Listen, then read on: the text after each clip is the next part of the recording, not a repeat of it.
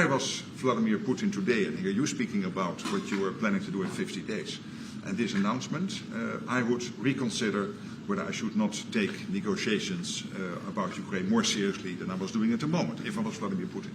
But when I'm Ukraine, I think this is really great news for them. So I really want to thank you for that, and it means the Europeans paying for it. And again, I mentioned all these countries, we will deal with that. And exactly as you said, it might also mean that countries will move equipment fast into Ukraine, and then the US later backfilling it, because speed is of the essence here. So really, thank you. This is important. You did a great job. It's a really great job. We've been very successful in settling wars. You have India, Pakistan. You have Rwanda and the Congo. That was going on for 30 years. India, by the way, and Pakistan would have been a nuclear war within another week, the way that was going. That was going very badly. And we did that through trade. I said, we're not going to talk to you about trade unless you get this thing settled. And they did. And they were both great leaders. And they were great. But Rwanda and the Congo, that was going on for 30 years. And at least 7 million people killed, and killed with a lot of pretty rough weapons like machetes, heads chopped off, going on for many years. You couldn't even get near the countries. Nobody wanted to get near. It's so frightening. And we got that one solved. Serbia, Kosovo, got that solved. That was going to be one that was going to happen. And again, that was something I use. I use trade for a lot of things, but it's great for settling wars. That was really very important. We're working, Marco's working very hard with everybody here on the Strip, the Gaza Strip. I call it the Gaza Strip, one of the worst real estate deals ever made. They gave up the oceanfront property, one of the worst deals ever made. But it was supposed to bring peace, and it didn't bring peace. It brought the opposite. But we're doing pretty well on Gaza. Steve Witkoff is here, and I think we could have something fairly soon to talk about. And we solved other one. One that we just seem to have, Armenia and Azerbaijan. It looks like that's going to come to a conclusion, successful conclusion. We worked on Egypt with our next-door neighbor, who is a good neighbor. They're friends of mine, but they happened to build a dam which closed up water going into a thing called the Nile. I think if I'm Egypt, I want to have water in the Nile, and we're working on that one. It's a problem, but it's going to get solved. They built one of the biggest dams in the world, a little bit outside of Egypt. You know about that. You've been hearing about that one. And that turned out to be a big problem. I don't know. I think the United States funded the dam. I don't know why they didn't solve the problem before they built the dam. But it's nice when the Nile River has water. It's a very important source of income and life. It's the life of Egypt. And to take that away is pretty incredible. But we think we're going to have that solved very quickly. So we do good. The only one we haven't been able to get to yet is Russia. I'm not happy. And I will tell you that Ukraine wants to do something. Again, it's a war that should have never started. If I were president, it never would have happened. I used to speak to President Putin about it a lot. It was the apple of his eye. But once I saw what was going on, I said, they're going to have a war here. I was outside. The election was rigged. And I was outside looking in. And I said, that thing's going to be a war. Couldn't believe it. Because what Biden said was the exact opposite of what should have been said. And it started, and it's a real mess. We're losing, I guess they're losing 5,000 or 6,000 people a day. It's actually now more. I was saying 5,000 a day. It's actually more now. Mostly soldiers, but a lot of people in cities and towns that are getting blown up too. It's a horrible war, and it should be stopped. And so if it's not done, if we don't have an agreement in 50 days, that's what we're doing. Secondary tariffs, and they're biting. And I hope we don't get to the point where we do, but I've been hearing so much talk. It's all talk. It's all talk, and then missiles go into Kiev and kill 60 people. It's got to stop. It's got to stop. But the purpose of this is to say that this is a very big deal we've made. This is billions of dollars worth of military equipment is going to be purchased from the United States, going to NATO, et cetera. And that's going to be quickly distributed to the battlefield. Ukraine will take it up. And, say what you want about Ukraine. when the war started, they had no chance, and they still would have had no chance if the equipment, they had the best equipment, because we do make the best planes and missiles, and we make the best military equipment in the world by far. And we have new things coming out that are beyond belief, and I'm very excited about the Golden Dome. It's going to give us very strong protection. We've already started that. But they had courage, because somebody has to use that equipment. And they fought with tremendous courage, and they continue to fight with tremendous courage. But they don't have, they're losing on equipment, and Russia's really taken a very positive, very strong, I mean, what they've done the last couple of weeks. Without military reasons, so what they are doing is 700 drones a day, missiles, bombing cities. This is not because of military goals. It is just creating panic, keeping people out of their sleeps, hitting towns. Yeah. It's really terrible, and it is meaning a lot of people lose their lives, but also the infrastructure, whole cities being destroyed. They're wiping out the electric. It's going to take years to rebuild it. That's going to be the next problem. Because, but that's going to take a long time. Cities, many of the cities are knocked down to the ground. Many of the people have left, but many have stayed. I don't know. They actually stay. Most have stayed. Actually, it's incredible that they stay, and knowing that a missile could be hitting your apartment house, and your apartment house that you're sitting in could collapse on top of you. And they do very heavy construction. They don't use rebar. They do very thick concrete construction. Those are heavy buildings, big buildings.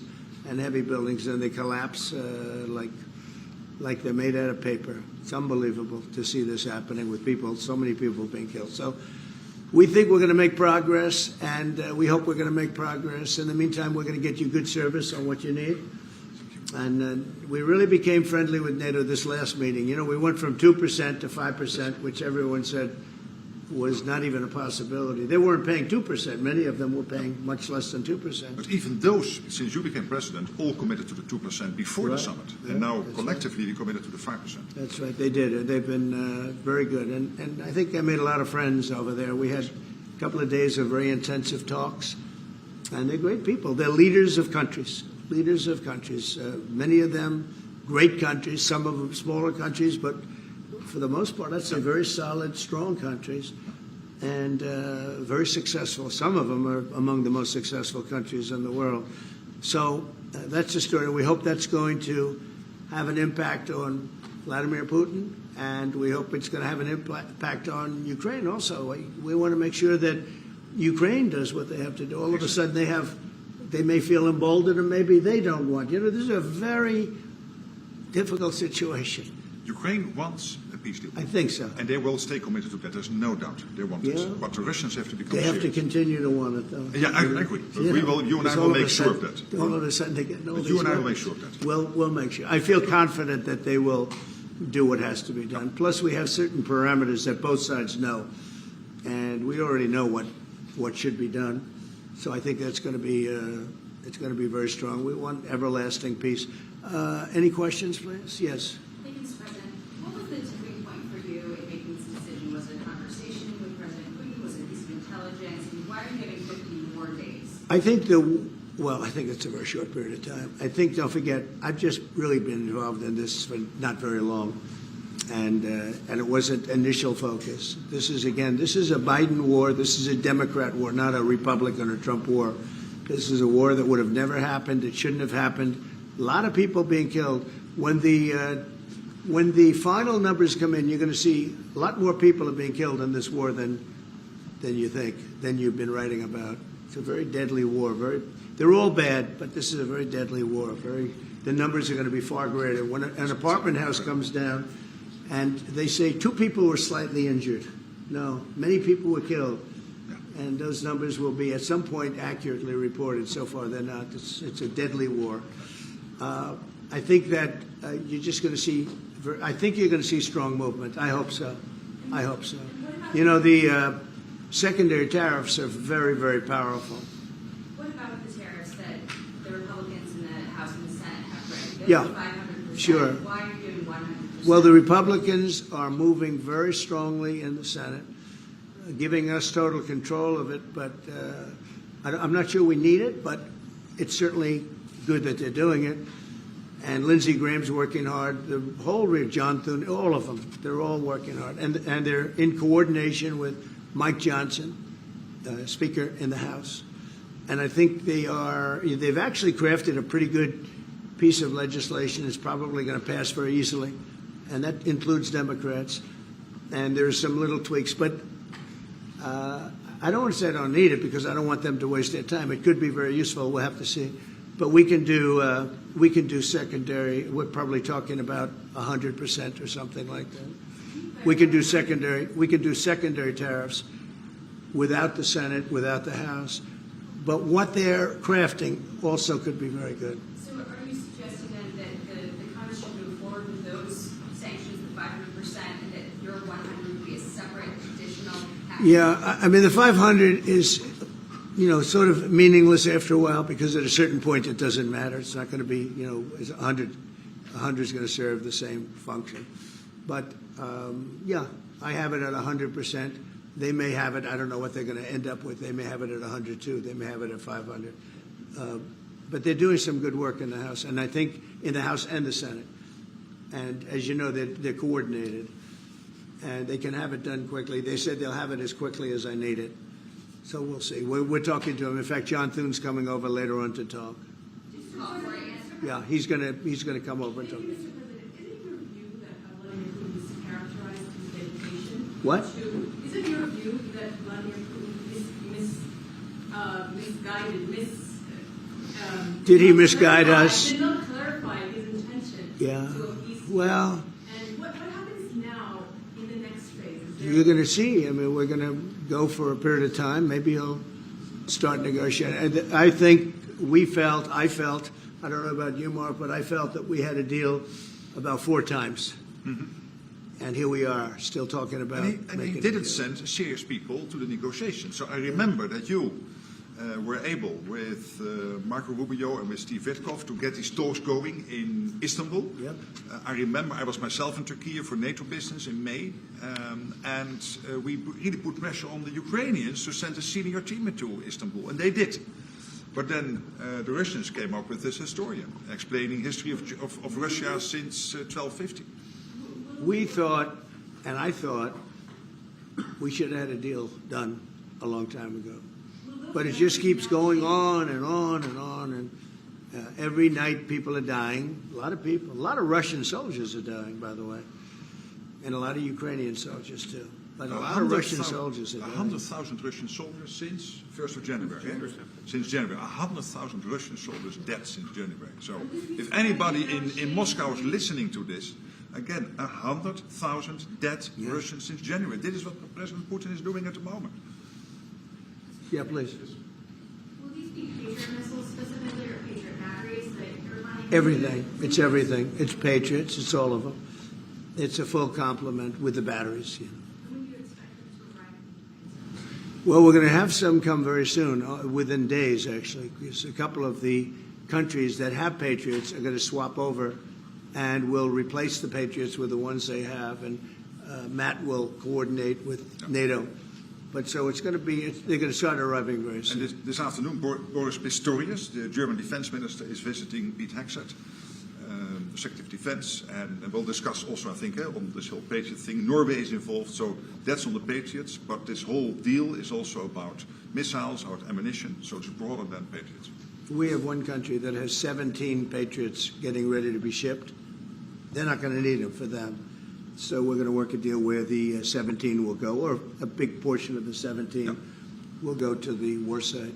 Mr. And that can be done very quickly. Mr. President. Mr. President, Yeah, please. could this transaction with NATO be viewed as a step towards achieving peace, letting Putin know that now Zelensky has a little bit more powerful tools in his tool chest, and maybe that brings him to the table to achieve peace? I know that you want to do that. Brian, that's what we've been saying. I think you might have expressed it better if you want another two. That's exactly what That was a summary. That was a nice summary. I think he's done better than us. He's a very good guy, I can tell you that. But no, it's well said. Yeah, I think this is a chance at getting peace. Or it's just going to be the same thing. And I have to tell you, Europe has a lot of spirit for this war. A lot of people, you know, when I first got involved, I really didn't think they did, but they do. And I saw that a month ago when you were there, most of you, many of you were there. The level of esprit de corps, spirit that they have is amazing.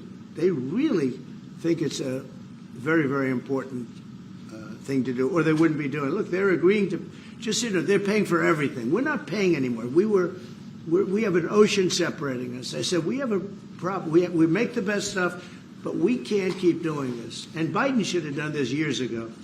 He should have done it from the beginning, but he didn't. He didn't know he was there. This guy, what a horrible job they did for this country. And I just hope between the border and this and so many other, inflation, what a horrible administration. The worst administration in history, in my opinion. It's not my opinion. I think it's everybody's opinion. But this is something that shouldn't have happened, and we're going to see if we can end it. If I can follow up. I do want to make one statement. Again, I said it before. This is not Trump's war.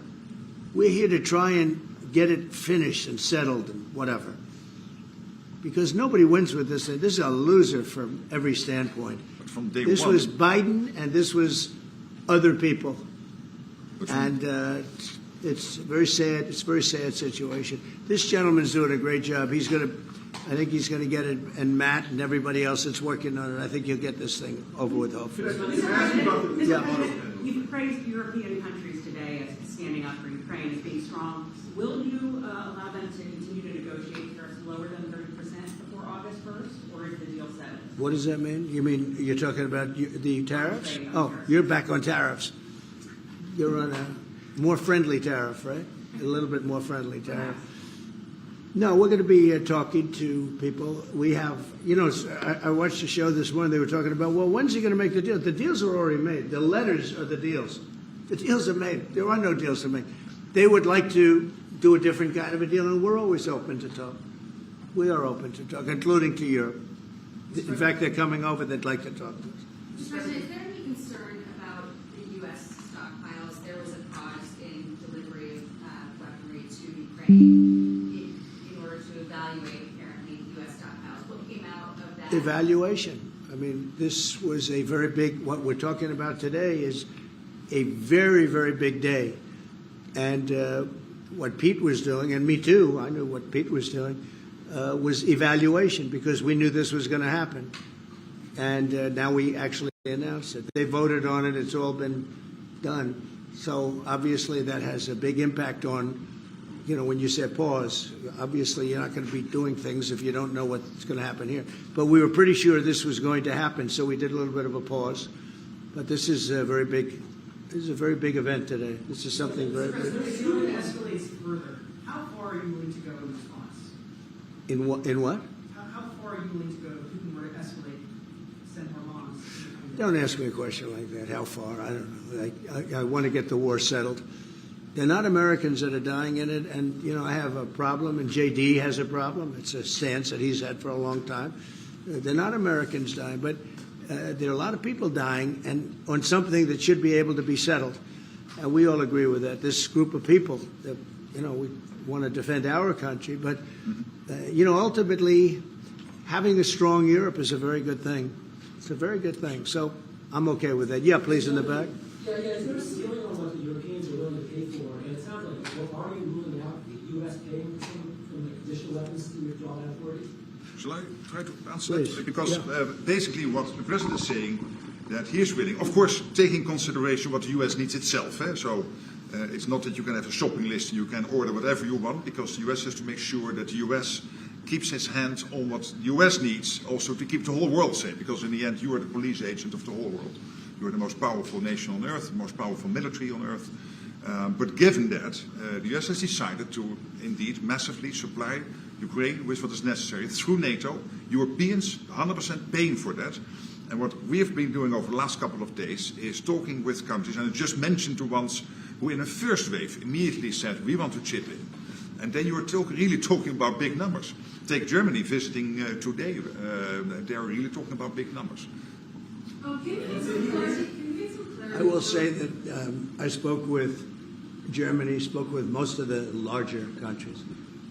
And they are really enthusiastic about this. They want to, and they're willing to go very far. I will tell you, as per your question, how far would I go? They want to go very far. They don't want this to happen. That's why I think from Putin's standpoint, it would really be good. He gets the country, his economy is doing very poorly, and he's got to get his economy back. He's got to save his economy. He could save his country in a sense, but the economy can be destroyed. He's destroyed a lot of countries over the years. He wants to get that economy back. And, he's got a great country for trading and other things. If they could use the assets instead of war, he's got some tremendous potential. That's what I would say. How did you deliver this news to Putin, sir? Say? How did you tell Putin this was coming? I speak to him a lot about getting this thing done. And I always hang up and say, well, that was a nice phone call. And then missiles are launched into Kiev or some other city. And I said, it's strange. And after that happens 3 or 4 times, you say, the talk doesn't mean anything. My conversations with him are always very pleasant. I say, isn't that a very lovely conversation? And then the missiles go off that night. I go home, I tell the First Lady, I spoke to Vladimir today. We had a wonderful conversation. She said, oh, really? Another city was just hit. So it's like, look, he's... I don't want to say he's an assassin, but he's a tough guy. It's been proven over the years. He's fooled a lot of people. He fooled Bush. He fooled a lot of people. He fooled Clinton, Bush, Obama, Biden. He didn't fool me. But what I do say is that at a certain point, ultimately talk doesn't talk. It's got to be action. It's got to be results. And I hope he does it. It's potentially such a great country to be wasting so many people on this and the money. And look at what's happened to his economy. Look at what's happened. So, And with the threat in 50 days, yeah, the economy will be hit it's, very hard. I mean, look, I hope he's going to do it. He knows the deal. He knows what a fair deal is. If there is such a thing as a fair deal, there's no winners here. This is a loser. This is a loser. And I dealt with him from the beginning. It wouldn't have happened, but I will say Ukraine was the apple of his eye. We talk about it. It was the apple of his eye, but it wasn't going to happen. And he understood that. It wasn't going to happen. And then I noticed, after I was out, I noticed soldiers forming at the border. Yeah. And then I heard horrible, stupid things being said from the other side. And I said, they're really handling it very, very wrong. It's a shame. Yeah. Can I say one thing, and that is about President Trump, because you came in office in January. On the 12th of February, you had your first phone call with Putin. I think you did exactly what I hoped you would do. That is breaking the deadlock, starting the conversation, because you have to test him. I know Putin very well from the days when I was Prime Minister in the Netherlands. You have to test him. And you did this, and you really gave him a chance to be serious, to get to the table, to start negotiations. Steve Witkoff, Marco Rubio, we all tried to help you. But you've now come to a point where you say, well, hey... We actually thought we had probably 4 times the deal. Yeah. I mean, you were called and you said, Yeah. this looks good. Yeah. And then the deal wouldn't happen because bombs would be thrown out that night and you'd say, we're not making any deals. It was like... But you breaking the deadlock was crucial because you had to start that process. And you were the only one who was able to do that. I think we'll get it done. Do you think he's reasonable enough to negotiate? Yeah, I think we're going to get it done. I think, look, this is a very powerful situation. You have very wealthy countries buying the best equipment in the world. And we have the best equipment in the world. We make equipment like no other. Our submarines, nuclear submarines, are so powerful. They're the most powerful weapon ever built. And we have the best in the world they're 20 years behind, 25 years behind us. We have the greatest equipment anywhere in the world. I just hope we don't have to use it. Yeah, please. Thank you, Mr. President. On a separate topic here, President Biden, of all people, spoke to the New York Times over the weekend. He did not speak to them on the record during his time in office at all, but spoke to them recently. And he defended his use of the autopen and said that he signed off on every decision. But at the same time, the Times reports that he did not individually approve each name for the categorical pardons that applied to large numbers of people. What are your take on that? Any new revelations from Well, I mean, you're talking about the autopen. Look, the autopen, I think, is maybe one of the biggest scandals that we've had in 50 to 100 years. This is a tremendous scandal. And I know the people on the other side of the, see that desk, that Resolute desk? Unfortunately, he used it before me. But, you know, we have our choice of 7 desks. They're all beautiful, but I chose the Resolute, and so did he, unfortunately. But the people on the other side of the Resolute desk, I know them. Lisa, the whole group, and they're no good. They're sick people. And I guarantee he knew nothing about what he was signing. I guarantee it. So they're going to figure it out, and we'll see what happens. But to me, the auto pen, you know, you elected president. You know what the auto pen is supposed to do? Sign thousands of letters from young people that write. We get thousands of letters a week, Susie, right? Thousands. I mean, tens of thousands sometimes. I look at a room, there's a room where we have many, many people working, responding and sending letters back. That's what an auto pen's supposed to be. To write to a young 7-year-old boy that writes to the president and he wants to be president someday and he loves America. That's what the auto pen's supposed to be. It's not supposed to be for signing major legislation and all of the things. No, the auto pen, and I doubt he knew. I doubt they even spoke to him about it. I think they had, it's called a freewheeling auto pen. Like, Biden was never for open borders. Biden was never for transgender for everyone. So I don't think I think the radical left people that took over the White House, and if I didn't win, our country was finished. You know, when I was in, and I said this a couple of times, I hope I don't bore you with it, but when I was in Saudi Arabia, I was in Qatar, I was in UAE, and then I met with all of your leaders, Yes. including you, a great leader. He's now the leader of many countries, not just No. But I met with a lot of leaders over the last 2 months in the Middle East and all of the NATO countries. And I will tell you, they had one common phrase. They thought America was dead 1 year ago, and today they say, and they all say it, and I hope you'll back me up in this. But they say now it's the hottest country anywhere in the world. It is. Look at our numbers. Look at the numbers we made. You see, we made $25 billion last month. We didn't make that for years. The tariffs are kicking in. The economy is very strong. Even though we have a Fed person who's terrible, he doesn't know what the hell he's doing, but that's all right. We blow through interest rates. We're doing so well, we blow through it. Be nice because people would be able to buy housing a lot easier. But think of it. We thought your country was dead, and they were dealing with China because they were really going to China, but not anymore. But we thought your country was dead, and now you have the hottest country anywhere in the world. So we've done a really good job, and it's an honor to have this man. This man is a star, and he's going to be dealing with another one of my stars, Matt, and you're going to do a great job, Matt Whitaker. Okay? Thank you very much, everybody. Thank you, Brian. Thank you, President. Thank you.